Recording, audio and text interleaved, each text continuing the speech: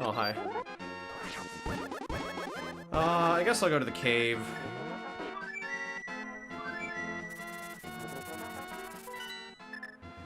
Do I have 100% right now, Guayla Gopher, or am I missing items? I would like to look for items before Ganon. What did we got silver arrows and Titan's Mitt? I don't remember anything I could do with... Like, silver arrows isn't a trigger on anything. Titan's Mitt, we might have to look around. Hopefully not on that godforsaken mountain. Too tired to want to go to that mountain again. Missing 2 items. Ah, shoot. Alright. Dang it. Alright, I'm gonna split the footage here, YouTube. By the beetle. Apparently I did get knocked into the wall by the beetle. I thought I found the secret, but instead I found a broken thing. Alright. The beetle's sitting there like, hey, want to learn about string theory? Yeah, he's gonna teach me all about the Steins Gate, dude. Okay. Go, bee buddy. Get him. Get him and do... Yes. Yes, it was. Oh, dear. Alright. I don't actually think that's that esoteric, but that's really funny. I don't think that's that esoteric. However, I would not know where to find it had we not been we just happenstance run around in the right place. Alright, now we can get the final secret. Oh my god, team. The meme is real. The meme is real, dude. The bee. The bee came around, Evan. The bee came around. Can you believe it? Yes. Yes, I can. Good. I'm gonna cut the footage while I murder Evan.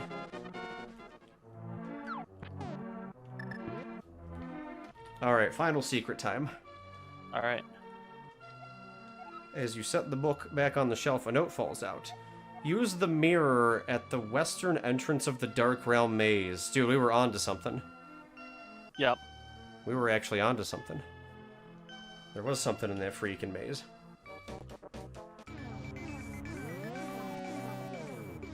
Okay, let's see what we got. We got crows. Oh. We got portal. And that is probably what we want, but just in case there's more, we look. Yeah, okay. In the portal. Yeah. Screen scroll, no.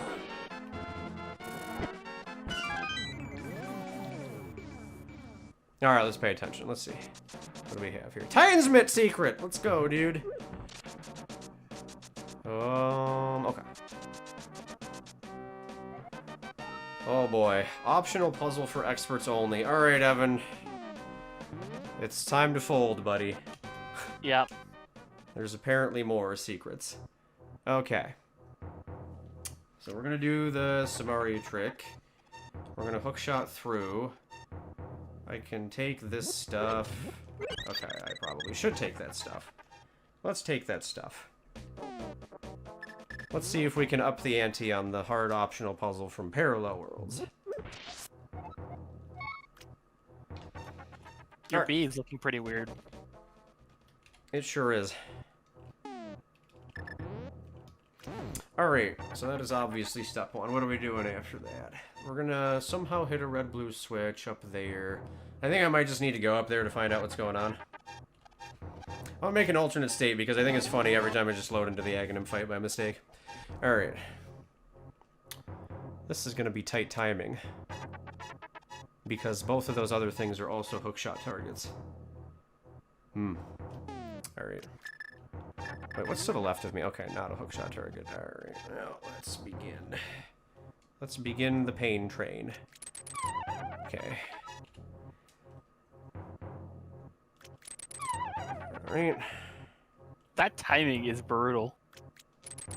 Okay. Actually, hang on a second. I'm curious about something. No, okay. Alright.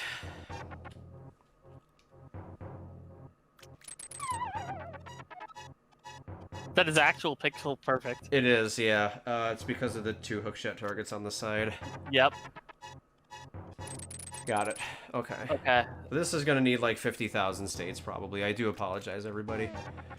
Okay, now we gotta Samaria hookshot the middle thingamajig. Yeah. Alright, I want this on... You start it with blue down. Yeah. Okay.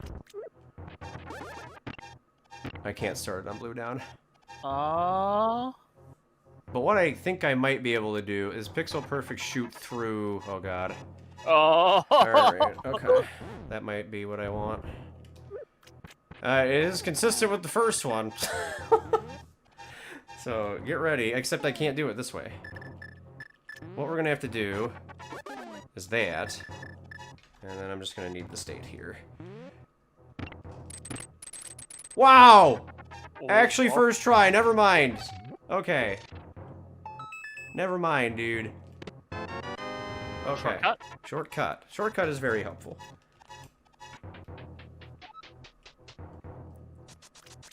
Friendland. What's in Friendland? Just a tile error in Friendland? Okay, fair enough.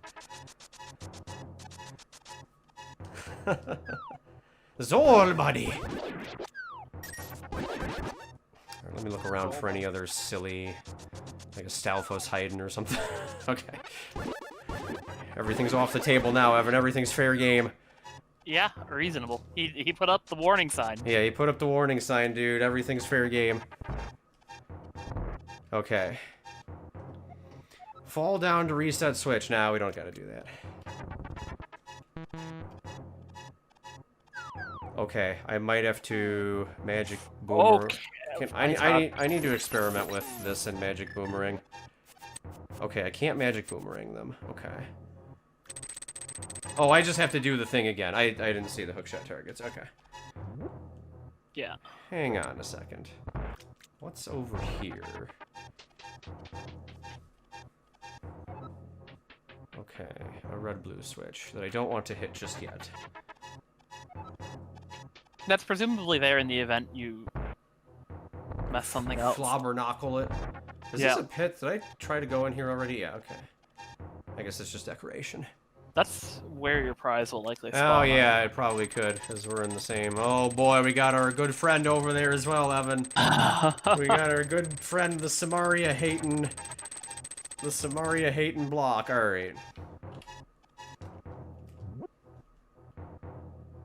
Oh, so this just probably goes to the room with the door and the switch. I want to make sure I've got everything adequately explored. Just so I'm... Okay, yeah, it's this room with the switch. Okay, let's actually try the puzzle now. Let me scream internally now. Okay. Alright. Except I want that. Okay, too fast.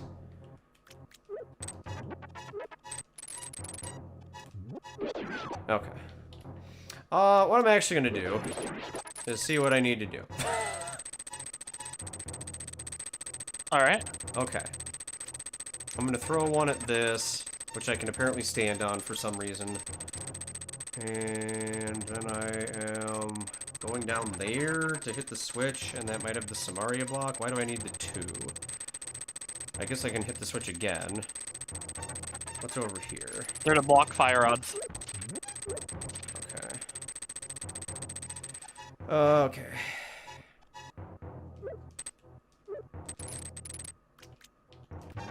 Right, I forgot how much trouble this gave me the other time I did it. I might nest states here. I feel bad for doing it, but I don't know how much of this I want to put up with versus my controller. I think the puzzle's clever, but...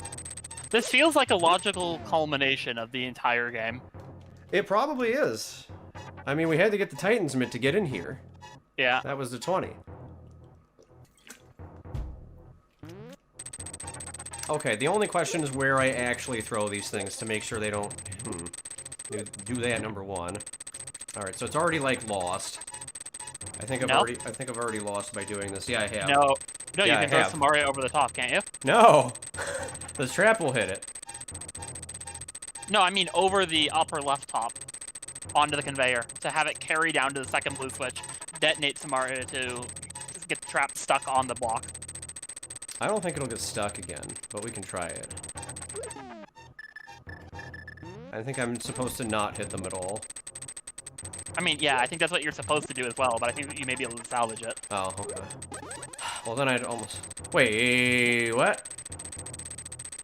What was that interaction? That was it, you landed the Samaria block in a weird spot, and it just... Yeah, but it moved after I threw the... I didn't know that was a thing. Oh, that... Alright, this first throw is gonna be the hard one, probably. Wow, it just barely... Okay. I threw it from as far right as I could. God dang. Is this not what I'm supposed to be doing? No, that is what I'm supposed to be doing. Perfect. Okay, cool. Okay, Perfect. Cool. And then the second one acts as a backboard. You throw it up the top. Yeah, you're right, yeah. I gotta send it up here because I can't have it over there. I'm doing that one last. I might need more time here. Okay, now we should be fine. Let's try it from here.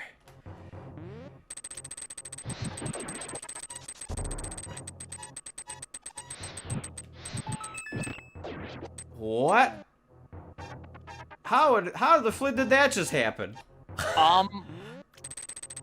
a very good question.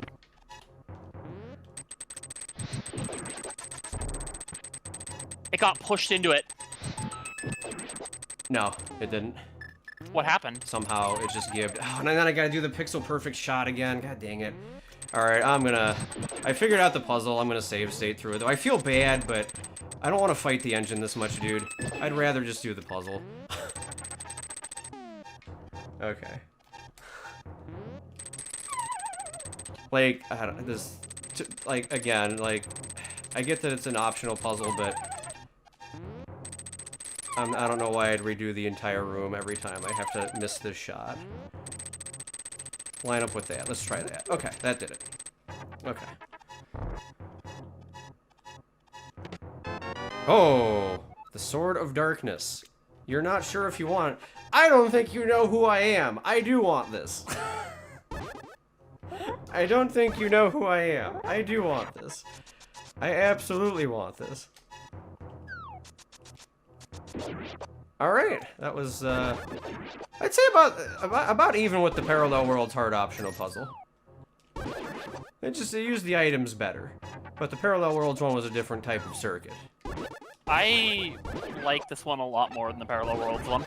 I feel it used the whole themes of the game better. It does use the themes of the game better, but you have to pixel perfect all the shots. If you're not playing with save states, you're redoing that room a bunch.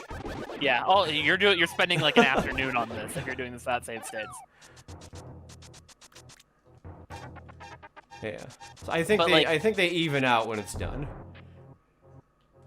Minus we have unfortunate tile errors. No, okay, you can't fix that. Fairy chopper. I probably know. I guess I don't. Whatever. Alright. I am just personally never a fan of pixel perfect stuff, so that's like I'm just gonna say that's like a preferential thing on my part. But you didn't realize you could get the snake there to block the first one and not have it move. Ah. Design was intended to throw both frozen snakes to the upper left. Oh, okay. Oh, so we gibbed it. Still breaking things, Evan. Let's go. You like breaking things? Yep. You like getting lucky 5 million times in the same playthrough? I don't feel like I've played that bad of a game here. I know I'm not like in my glory days of the zero death save stateless Parallel Worlds, but I feel like I've played a decent game here. As far as like, you know, myself. I'm just sitting here missing all the shots I never take.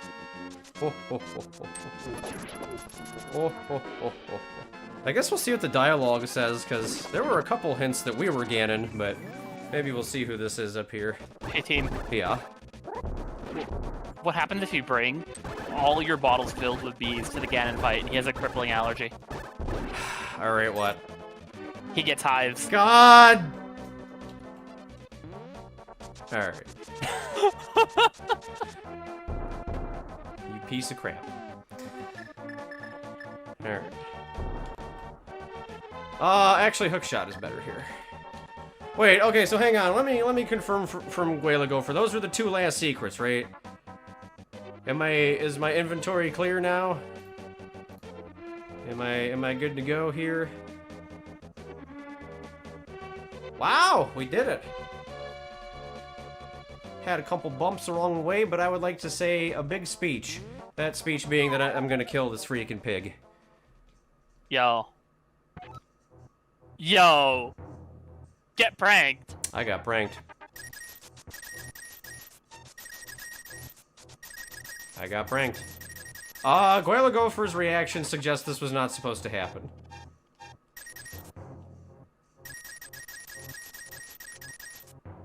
Is this the hula hen room? Oh, okay. No. It's the fucking hula hen room. Yeah, we got swindled. Yeah, we got the top secret room. It's happened in other pits sometimes. Oh, okay. Well, his name is Gopher. This is a top secret room, dude. We got money. First time you've seen it for Ganon, I see. Oh, well, alright. Back to the dark world. Now I'm 101%, yeah. Yo, dude, let's go.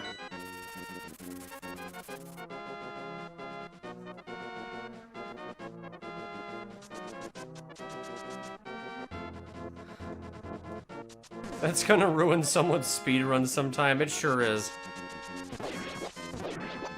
Have to change the condition, dude. Just reach the Ganon room and it's over.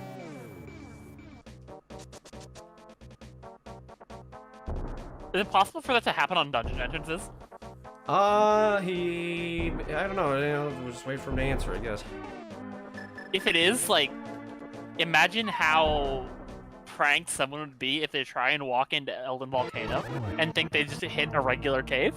Okay, what do we have here? This actually isn't too bad. This is one of the least offenders. This is fine. He is not sure. Hello, Link. Your sister, your uncle, the priest. All thieves. But you shine above them all. No mere thief, a king. A king of thieves. Are you worthy of joining us? No. Wow, I actually 5'd. I'm so bad, dude. I actually 5'd. What's 5'd? Utter garbage. You can get 6 hits on the first go. Oh. Did that advance his first phase? Yeah. Oh, God. Why am I being so bad at this fight? I'm already gonna drink a blue here. Alright, I'm gonna stop doing my speedrun garbage. I'm just gonna fight him. Whatever. I'm too out of practice for this. Clearly. Clearly, I'm too out of practice for this. Alright, Evan. You know what that means, though. Yeah. Time to start getting your notes. I already got them. Cool. I'll start reciting them in the middle of the fight, or? Nah, we'll see if it's any Wait different. for it done. Yeah. Remember that time Teamudf was garbage at the game? Oh. Rude.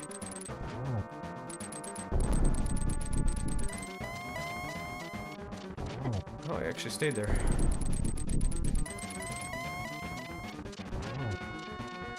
Okay, this is exactly where I want to be. So far, so good. Soon you will share in our infinite power. Got it. Okay.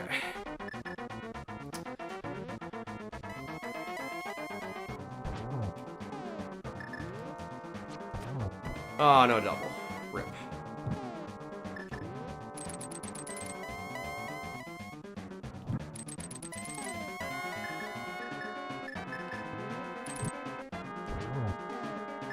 This should be a double.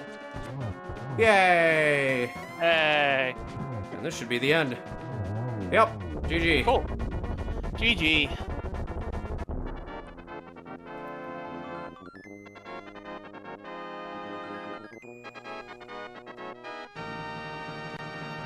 You know what this means, Evan? We gotta fight Aghanim. No, okay.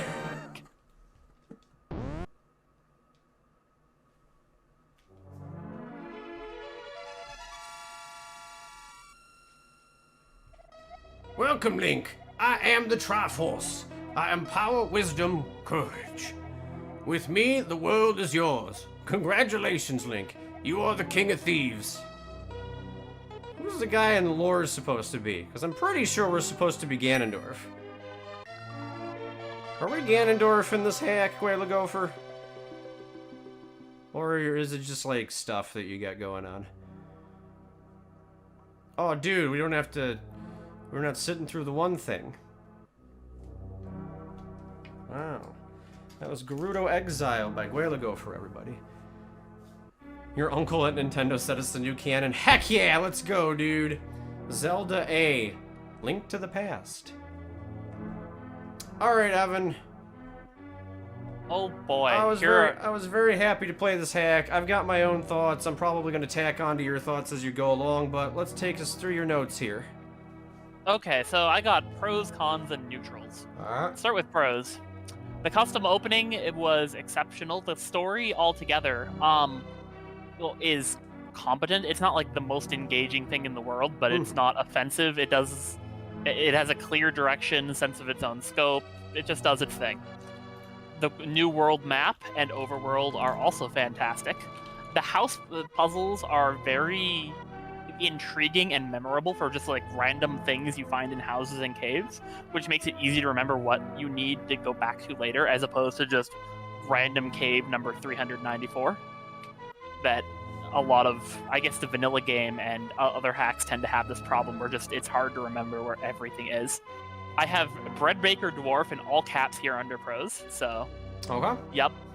The Pose Manor bedroom puzzle was the highlight of this game for me. Oh, man. That's understandable. For the dungeons themselves, Castlescape is a bit long-winded, but trains the player extremely well for what's to come.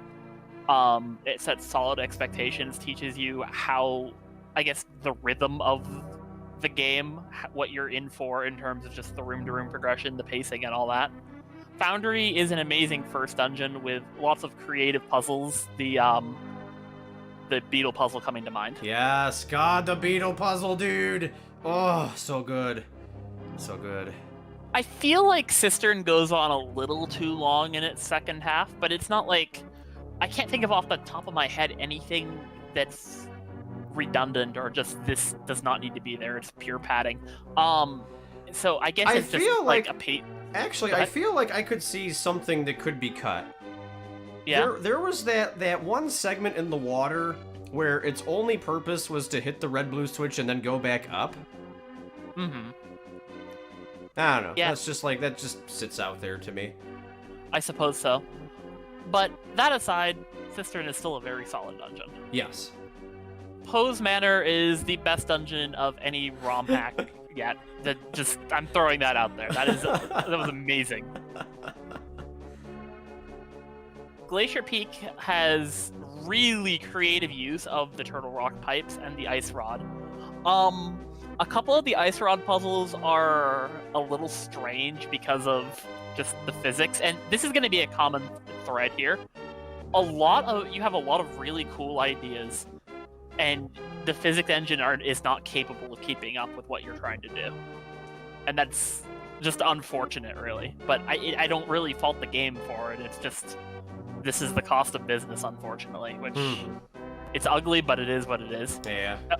Elden Volcano was probably the weakest dungeon in the game for me. But that's not because it's bad. I don't think there was like, this is a bad dungeon. No, by any means. The others were just so good.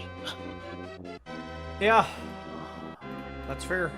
Royal Catacombs has a couple puzzles that are a little on the tedious side, but is overall extremely well constructed. The progression is great with the bridge across the blocks opening the way. The Metroidvania aspect of it is very interesting as well. What else have I got here? The progression in Serpent's Lair is enjoyable, along with very competent puzzles, making for a robust final dungeon. There is a bit of jank in some of the puzzles for sure, but it's not a deal breaker, and as a final level it stands out wonderfully. The bosses as a whole were really well done. I don't recall any that like were a problem. Mothula, Armos, Agatu, and Ganon stick out as the decent edits for just you did things with the room or otherwise mechanic changes that made them interesting. now for cons. Very small list. A handful of pallets in caves in minor area are no good. They're drugs. There's like sometimes you just go into a cave and you feel like you took a hit of LSD. There's a handful of oddities and just graphical errors on some enemies that show up in the wrong like tile set. I think I'm not sure. Just using the wrong graphic, which for the most part is very forgivable. But the ones in the Glacier boss fight with Mothula have their sprite very much not match their hitbox in a fight where, like, precision is somewhat important. I recall that being a thing I saw that annoyed me. Okay. Some small quality of life changes to Royal Catacombs, some more long-winded puzzles would definitely go a long way as well to just making the whole thing play a lot nicer. He says that's an issue with sprite sets, unfortunately. Yeah, fair enough. I figure a lot of these, or at least some of them, there's not really much you can do about it in some cases, but it also would be dishonest of me to not bring it up because it's like, well, this is just part of the thing, and yeah. I don't hold it too harshly against the game because I realize there really isn't a lot you can do as well. So for neutral, a couple of Cisterns puzzles have very in-depth engine knowledge, but the game at least tries to nudge you towards the solution through screen design. I like the way the game itself is trying to teach you how to use the Link to the Past more in-depth mechanics. But obviously, if a player just doesn't get the hint, then that could lead to just getting stuck for a bit. The next thing is a large expectation that the player explores thoroughly between each dungeon and keeps track of where they need for where they've been and what items unlock what on their own in the overworld is a bit of like a mental sensory overload if you're not keeping notes. This isn't neutral because I think it's a very fair expectation of the player, but in terms of like learn the world, learn what goes where. But at the same time, it's going to lead to a lot of going back and forth on the overworld, and I really don't know if it's even a problem. It's just an observation. And a lot of these things under the neutral are just observations. Pose Manor's logic puzzles are a bit removed from the regular Zelda formula in terms of what's expected of the player, but they're very well put together in spite of that. The generic cave music feels a bit underwhelming for the amazing dungeon that is either Glacier Peak or Eldin. My notes weren't clear. Glacier Peak, yeah. Glacier Peak, yeah. I feel like that place would have been a lot better with just a regular dungeon track or one of them. The 7 arrows aimed true puzzle feels exceptionally demanding without saying states, but I don't think it's inherently unfair. The game is upfront with what it's asking for you. The enemy moves in a very predictable pattern. It's on you to hit it, but wow, it is demanding. The ZC-esque Raft Maze and Eldin Volcano. Jim's my jams. I've already covered that, but I also don't think it's objectively bad. I think my just wincing reaction to it is a result of overexposure in lesser games than this, but yeah, it exists. The pacing between the main dungeons and the side dungeons, I guess if you're referring to the pendants as mains and the ones that end in an item or whatever as side, is a bit strange, with the latter being backloaded right before the last main pendant dungeon. Like, you go through level 1, you go through level 2, then you go get through Pose Manor, Glacier Peak, and Eldin Volcano before you're finally able to do Royal Catacombs. To counter that, I feel like what this has to do with is the actual effect the Master Sword would have on the flow of the game after that point. Because as soon as you have Master Sword, that's like it for the tower. You're in the tower. Yep, absolutely. So this feels like a Parallel Worlds thing where the third and final pendant is really the big MacGuffin of the game. I don't mind that. I don't even know if it's a bad thing, but like a more sensible fix for this, if it is a problem, would be like move Pose Manor between the first and second or something like that. I don't know. I don't even think it's like a problem. It's, again, these are just observations. neutral. Puzzles in Serpent's Maw are quite imposing, and a couple of them feel like the engine itself is fighting you. This was, again, brought up in the other section, but I feel like it really is worth bringing up again that sometimes the engine is just painful. The optional puzzle is very clever as well, and is a great culmination of everything you have taught the player throughout the entire game. But Pixel Perfect Hookshot, I'm not the biggest fan, but I understand that it is there, and it is also the player's agency of if they do not enjoy this, they don't have to get the gold sword. It's not necessary to beat Ganon by any stretch of imagination either. Yeah, technically, we even did it extra with the level 3. You could, I wouldn't recommend it, but you can go in with the level 2 sword and start spin attacking, but yeah, that'll take a while. So I at least say get the 20 heart containers. Yep. Anyway, that's the end of my notes. All right, cool. That was Evan's watched perspective. I guess you've kind of gotten my perspective as I played, but I like to do the wrap up as well. And I love Evan being here, and we chat and screw around, and he keeps notes and everything. I feel like this dual review style at the end has really worked for these Link to the Past ROM hacks. They are a much different beast than Zelda Classic, where a lot of Zelda Classic quests are very short, or they're memes, or, you know, their problems are blatant or whatever. Link to the Past ROM hacks are always, like, they're few and far between, but they're all fleshed out because they take so much time to create. So I do like to have the guest on for this. So I guess in general, I'll just kind of go through my thoughts. I'm going to do my usual 4 set formula here. And while I'm doing that, Evan's going to think of a rating out of 10 that he's going to give this. Okay. So in the meantime, here I go. Okay. So first of all, I wanna set the tone for this review really, really craftily here.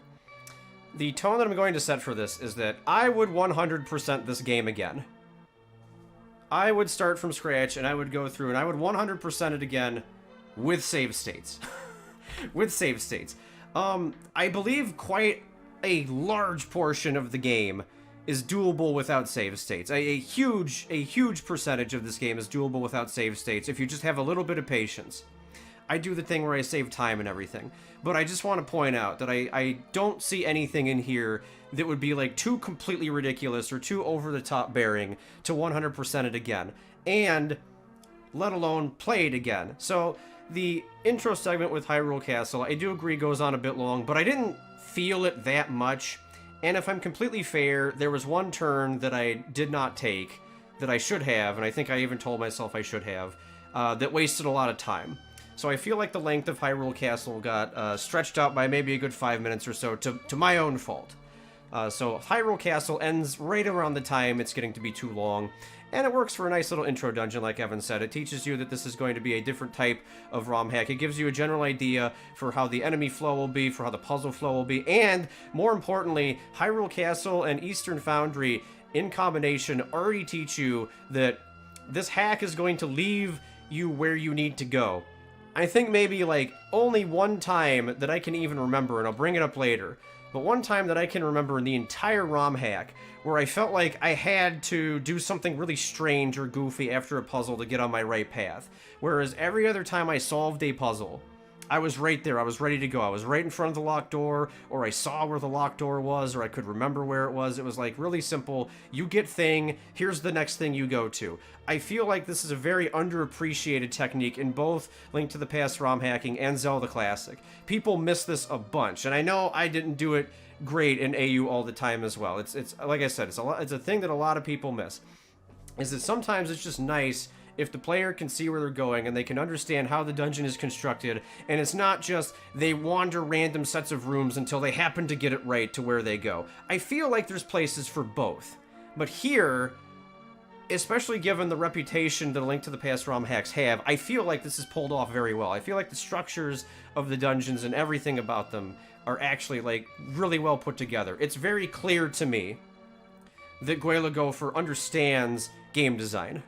It's very clear to me that he has gone off and seen a bunch of things, or I don't know if you've studied things, but you have thought of a lot of things that the player would think of, and you've either tried to counter them or make sure that the player can't screw it up. I see a lot of fail-safes in here.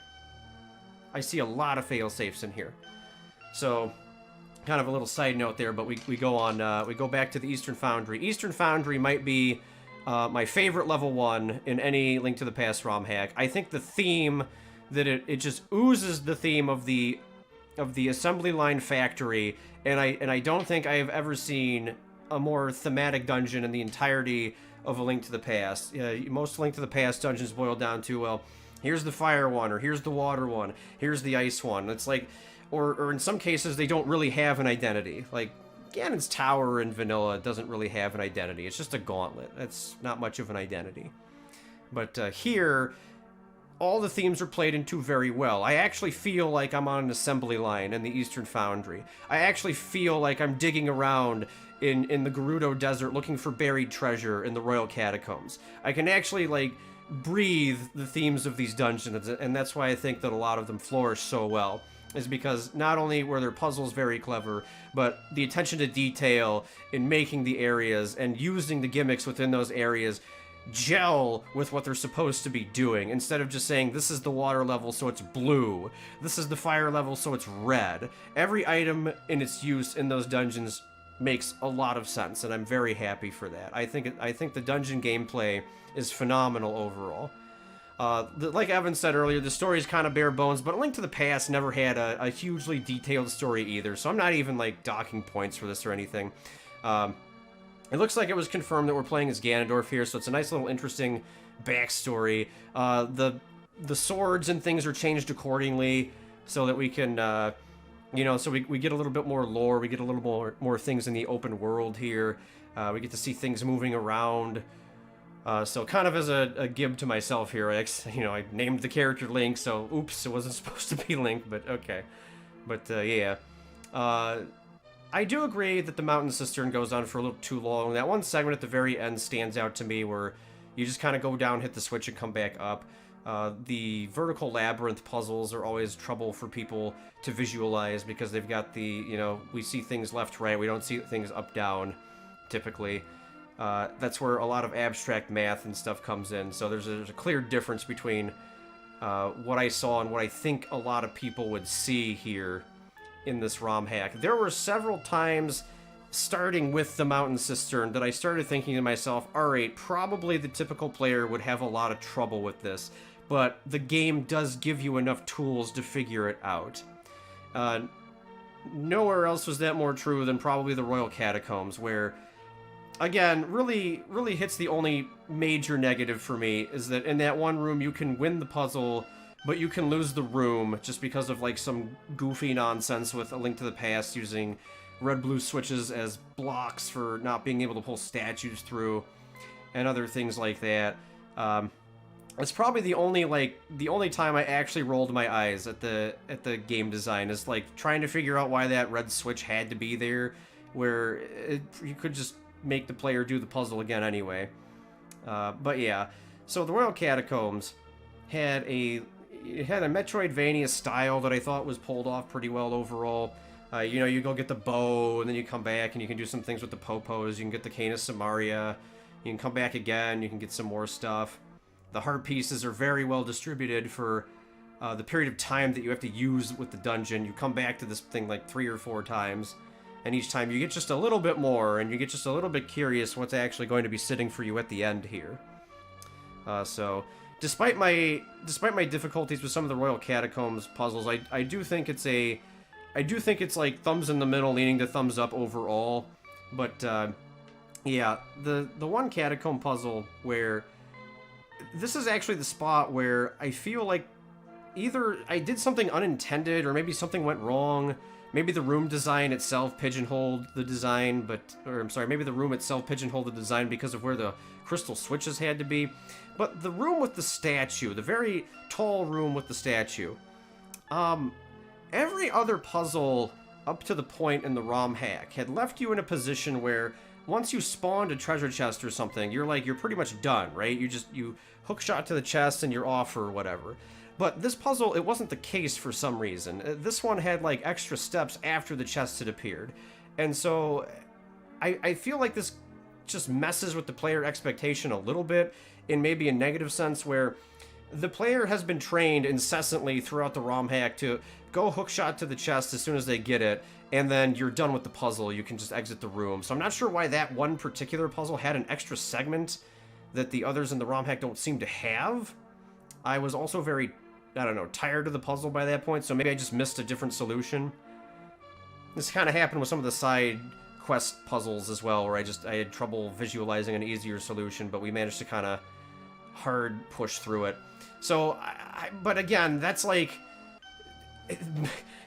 of all the things we did in this ROM hack, that might be like the only thing that I actually like visually, I don't know, got upset with, or just I kind of checked out and got tired or worn out or whatever. Thematically though, the Catacombs use makes perfect sense. It's like, it's a very clever gib that the desert dungeon is the one that has, you know, the Metroidvania style, because that's like what Tomb Raiders and things would do in Egypt and things like that. They have to dig deep to get the good treasures. And so the Royal Catacombs having the biggest treasure, arguably, you know, the final pendant, which lets you just blow open the Master Sword and beyond, you know, I actually think that works really well. But before we did get to that, we did have some other fun dungeons. We had the Poe Family Manor, which, my goodness, this dungeon. This is a dungeon where I immediately say that this is a hard thumbs up dungeon. But I know that a couple of those things are gonna weird out a lot of players. The having to take advantage of the Wall Master to go get the key from the chandelier, which, like, by far is a top 5 moment in the entire game, but just, I don't think a lot of people would see that. But it's completely, I do agree, yeah, Dark Fort, it's completely aces. It's completely aces. Its execution is pulled off so well, it's just hard to get the player to lean into something like that when they don't have enough in-depth knowledge of how the Link to the Past engine works. Like, I know you can grab things through Wall Masters, so I happen to be able to pick it up quickly.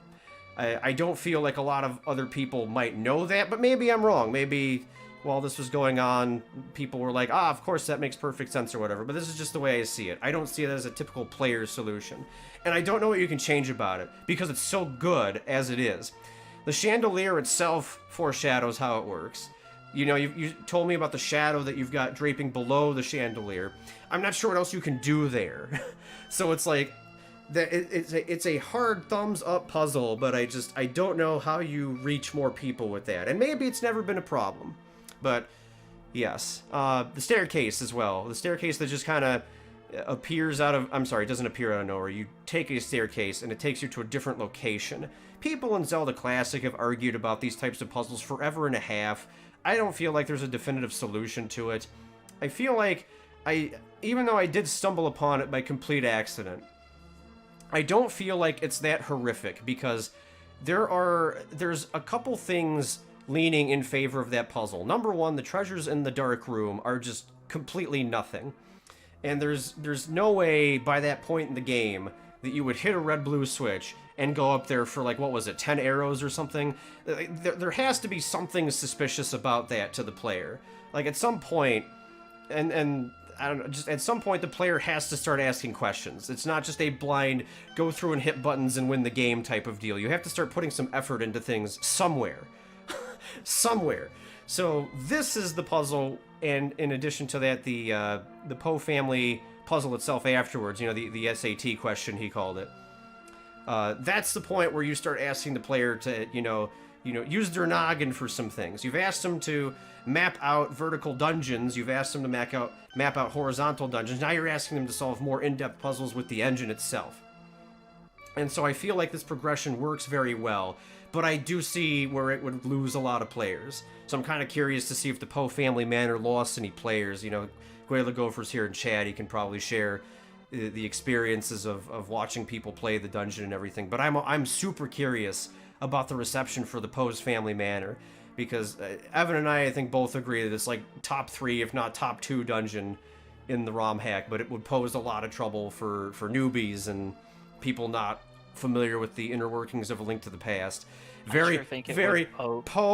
He beat you to it, Evan. Fuck. Get wrecked. All right. Get destroyed. No. All right. Alright, so yeah, the Poe family manor was good. it was at this point, oh, I guess I'll get to that later. Let me sweep through my dungeons. One of my personal favorites was the Glacier Peak. The freaking things with the boomerang and the bow and we used Samaria in there, right? No, we had to use Ice Rod to get Samaria. And Ice Rod are just that's just a level of puzzle design that A Link to the Past does not see. And so it was really nice to see these items flourishing, because the boomerang is just kind of like the boring stun item, and the bow is just kind of the boring, you know, hit things from afar item until you get the silver arrows, and even then, it's still not like fantastic. It's just a gimmick that everybody's used to. So seeing those items come to life in a very different way was very refreshing, and I enjoyed it. We also got Snack Body. And,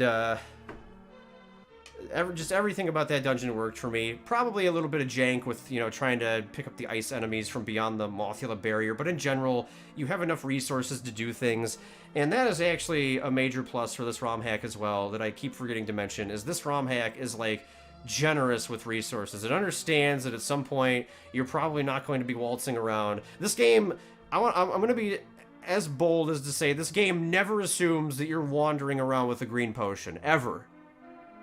This game never makes that assumption.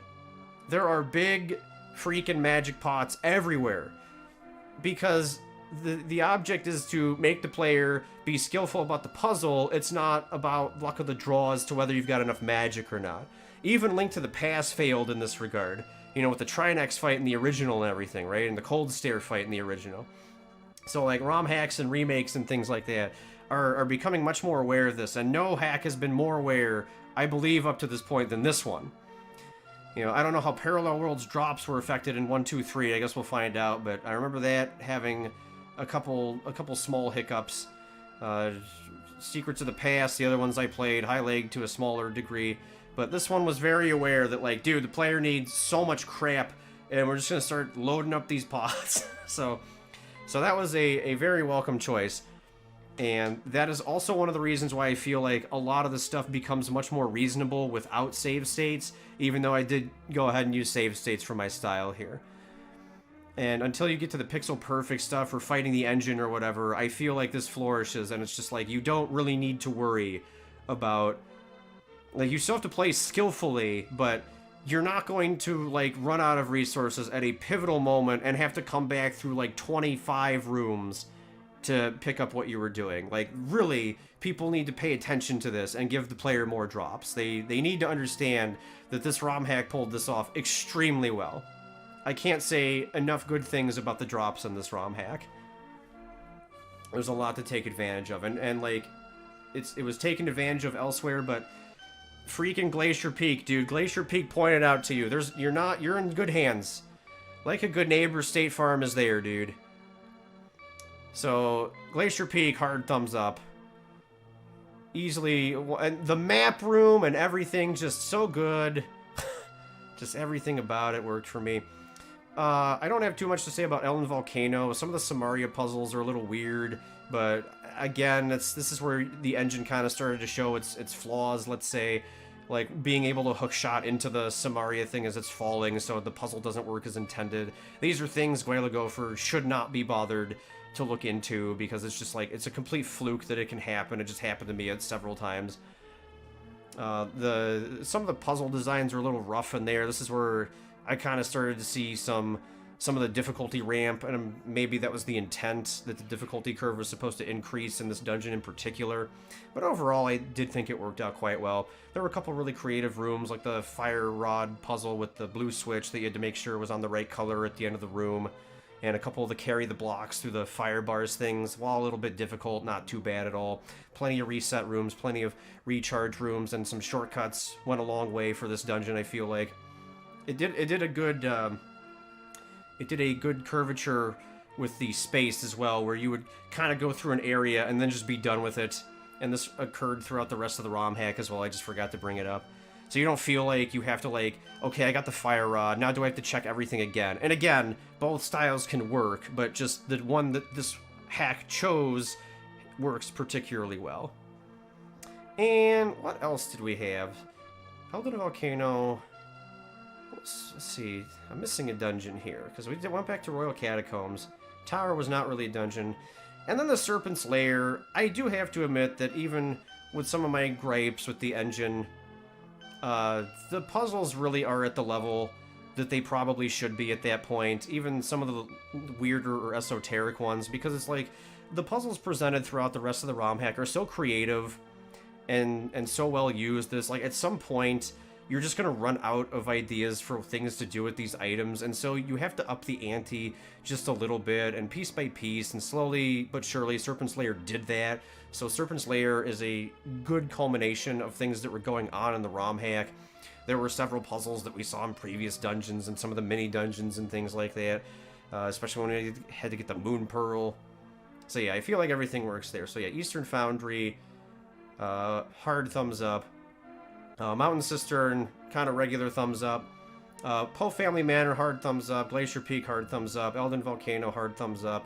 Royal Catacombs, kind of thumbs in the middle, leaning to thumbs up. And then Serpent's Lair is kind of the same for me, I'd say. Maybe thumbs in the middle, leaning to thumbs up, but I understand Evan's perspective on it.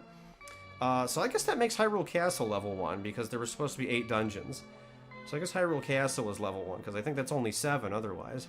Or maybe I'm forgetting one here, missing something. I had Castle Escape listed as on the first of my dungeon list, especially like given what it expected of the player. It seemed reasonable to mark that as level 1. Sure, yeah, fair enough. I don't have to say too much about the graphics and the sounds. It's A Link to the Past. You know what to expect by now. We know that some of the palettes are wonky in A Link to the Past. Some of the sprite sets don't. You know, they whatever. This stuff happens all the time. So fun factor. I loved... Actually, okay, there was one other thing I wanted to say. Right. One other major thing about the gameplay.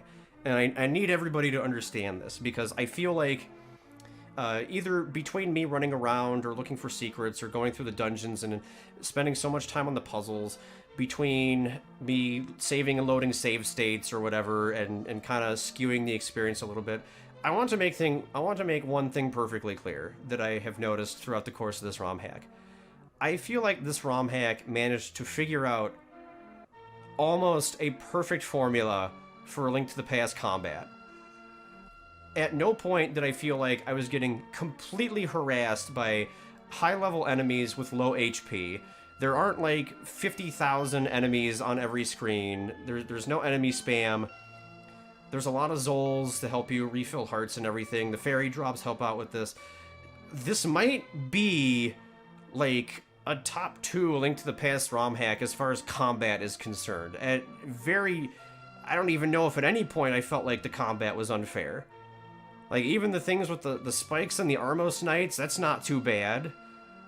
The Mothula thing with the spikes, that's also not horrible. You can dodge, you can spend extra time.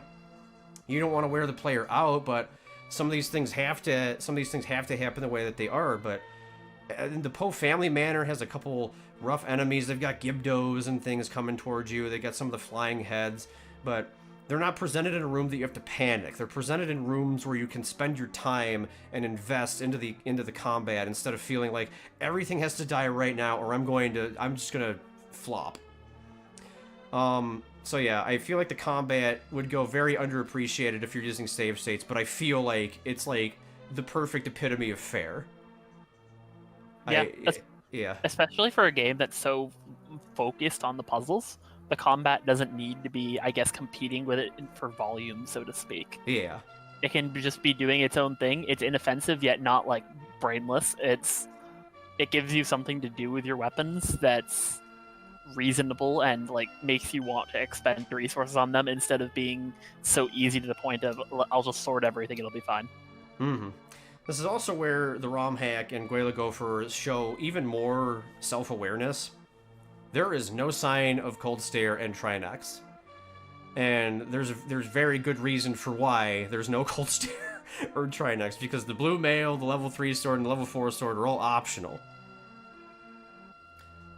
So that is a heavy job well done on the combat, I actually have to say. Like, we've been praising the puzzles all ROM hack, but I felt the need to just go out of my way to bring up the combat as well, because we haven't talked about it a whole lot. So yeah, well done there. So fun factor, exploring the overworld is fantastic. Sometimes I got a little lost in the dungeons, but there's nothing like boring about exploring them and trying to figure out where to go next. I feel like the keys are partitioned pretty well. I don't feel like there's any big angry strings of locked doors that need like 50 billion keys. The key placement is all fine. The loop arounds back to the locked doors help this out a lot. The use of the items is fantastic. I can't even think of... I'm running out of things to say about how positive the item use is in this ROM hack. I can't do it, man. It's freaking good. I like how disguised the lock door chains were. Like the lock door, that one section in Serpents with the 2 locked doors, to one to the north, one to the left, and functionally to proceed in the dungeon, you need both. You need a key for both. So it is in terms of how the player progresses through the dungeon, no different than having one behind the other. But the illusion of choice just adds another layer to the amount of decisions the player is making, because they've already had to choose between 2 paths which both lead to a key, but they don't know that at the time. Having just another layer of choice layered on that just adds to, I guess, the psychological presentation of it being the final dungeon and you're almost done. Yeah. Things like that are just so good. It honestly takes advantage of the psychology that Key Cavern and Link's Awakening uses, but it doesn't pit replacement keys behind the doors. You can obtain them both without going through the doors, which I thought was really nice. Yes. So yeah, all that stuff works out for me. Use of items is fantastic. The enemies and bosses are fine. The secrets, I enjoy secret hunting. Everybody knows that. I get really annoyed with myself when I don't find them right away, but that's me. You know, I thought the secret hunt was pretty good.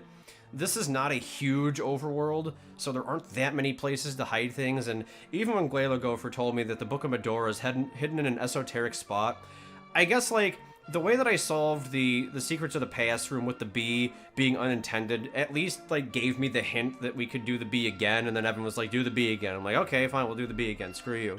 And indeed, it was the bee again, so Bee Buddy came out. I don't know how other people would take that. I don't know if they would find that too esoteric or not. Probably, what's going to be... okay, different train of thought. But yeah, so secret hunting was fine. I liked everything coming together. I did maybe wander the overworld a few too many times, and it was clear that I could have gotten some items like the magic powder probably earlier or whatever, but I even like missing those items, I feel like nothing very bad happened. It's not like missing, you know, a pivotal item will just kill you repeatedly in the ROM hack or anything. There aren't that many optional items, but it's like missing the magic powder for that long really didn't cause anything bad to happen. And so you're just more interested in finding the secrets and making the game easier, or getting the bonus, like the freaking darkness sword here, dude. The freaking darkness sword is so good. The level 3 blue sword was good. But yeah, so I thought the secret hunting was fun. So, with that in mind, I feel like it is time, Evan. It is time for the big rating. I would like to give this a solid 9 out of 10. I'm going that high. I'm going solid 9 here. Okay. No, like, no BS with, like, maybe it's an 8.5, maybe it's a 9. No, I'm going, like, solid 9 here. So, I'm sitting here going, well, this game scratches all the itches on my back in regard to what I like in a dungeon. Okay. This game scratches... the story is present, but unintrusive. The combat is okay. The world is fine. There's lots of quality of life. But it is a very complex game. Mm-hmm. I realize that not everyone may necessarily like that. So I have to ask myself, am I rating for me, or am I rating as a recommendation? Right. So I settled on this game is suitably complex, so it gets a complex number for its score.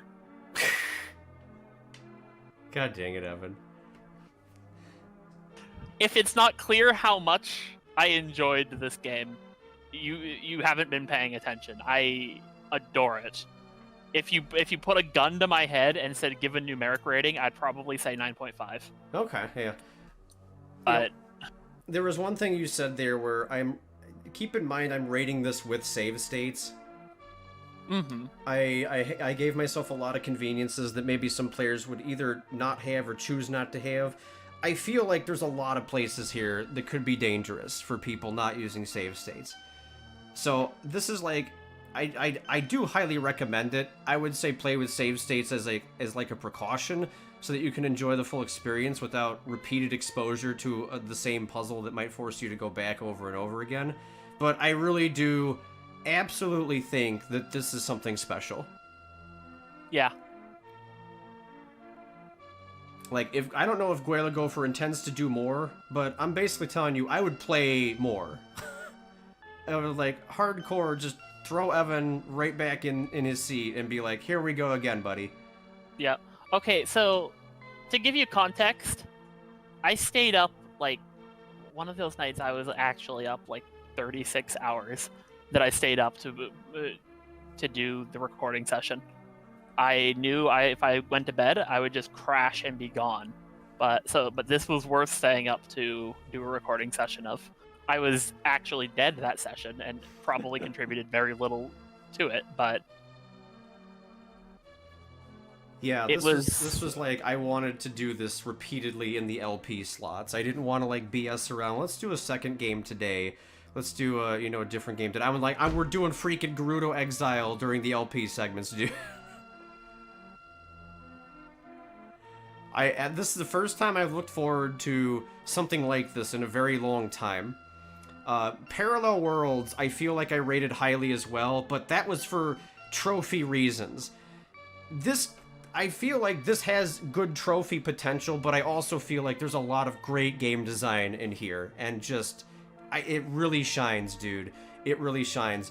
If freaking Intim and Guela Gopher could honestly be, like, the Euclid and Ceph of this era. Euclid and Ceph got Parallel Worlds out, and super notoriety. Like, everybody knew A Link to the Past ROM hacking because of Parallel Worlds. I feel like we're looking at the next generation right here, dude.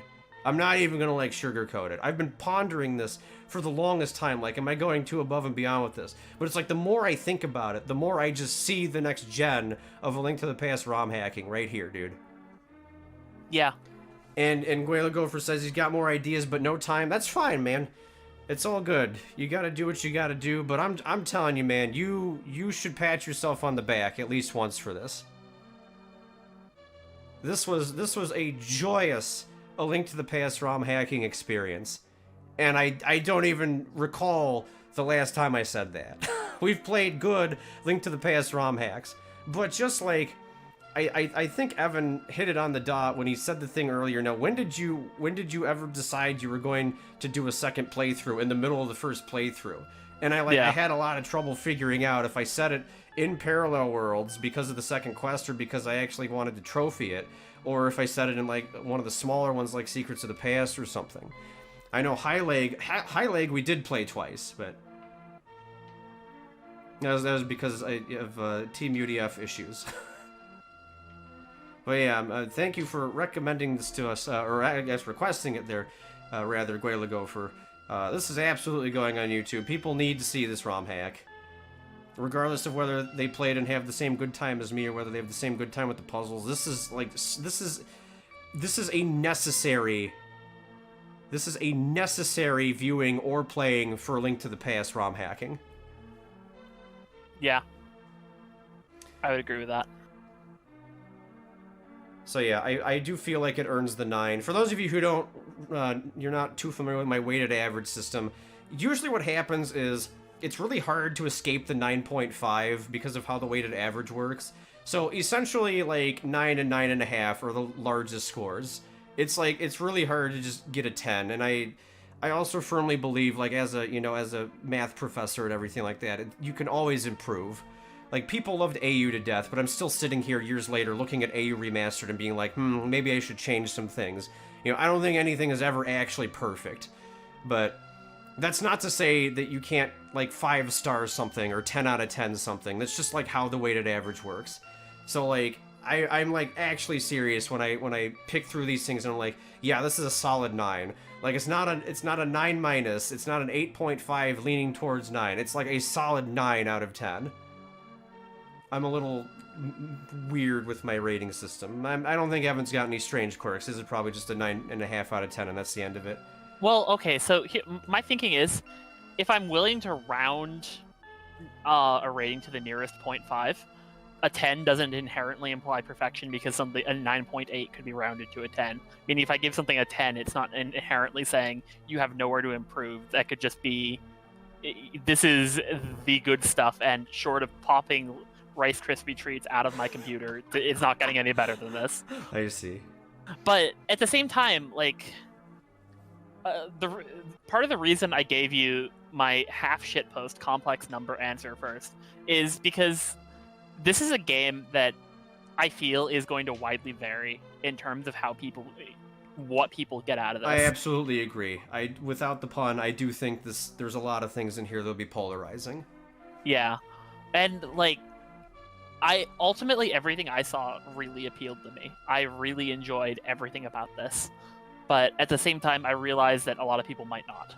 Yes. So it's hard to like, again, like I asked earlier, am I rating for me? Am I rating as a recommendation? What exactly is the purpose of this rating? If I'm rating simply as a value of what I enjoyed, well, you heard me give out that long list of every mechanic in depth, which is infinitely more useful to you as a designer than a numerical score. But oh yeah, the score is intangible. Everybody, you do whatever you want with the score, but yeah. So if it comes down to just where I put it next to other games, I don't know. Each game scratches a different itch, so to speak. Mm-hmm. Yeah, we do the comparison thing a little too much. That's why I think ultimately I need to kill the list, because it won't work in the long run. But yeah. And I mean, as a recommendation, I don't know. People have this entire series. They probably know whether or not they'd enjoy it. Giving a recommendation rating at the end without knowing the taste of, or even like understanding the taste of, I guess, the average Joe, so to speak, where everyone has their own tastes. So what would it be? Just a weighted, like, common average of popular opinions? That's really hard to gauge, yeah? Yeah, and absolutely. And again, it's not even necessary because somebody sat to the end of this entire series and still hasn't made up their mind. Well, what are you doing? Yeah. So I guess I would say, to each individual viewer, and Guelo go for himself, it's like, are you here, if you're here to see us have fun and have a good time, mission freaking accomplished. If you were here for, like, design tips, Evan had a little more of those than I did, but, here you go. We made suggestions based on what we saw, I guess. And if you're just here because it's Zelda, well, yeah, this absolutely freaking worked on the level of Zelda, dude. This is complex Zelda at its finest. But I do believe that would do it. Any other final comments for us, Evan? Final comments is the bee is the real MVP of this playthrough. And don't you forget it. Dude, the bee coming around at the very end is so good. That was so unintentional, but it just worked out. I can't even believe that, dude. Alright, that's my only garbage pun that you're getting.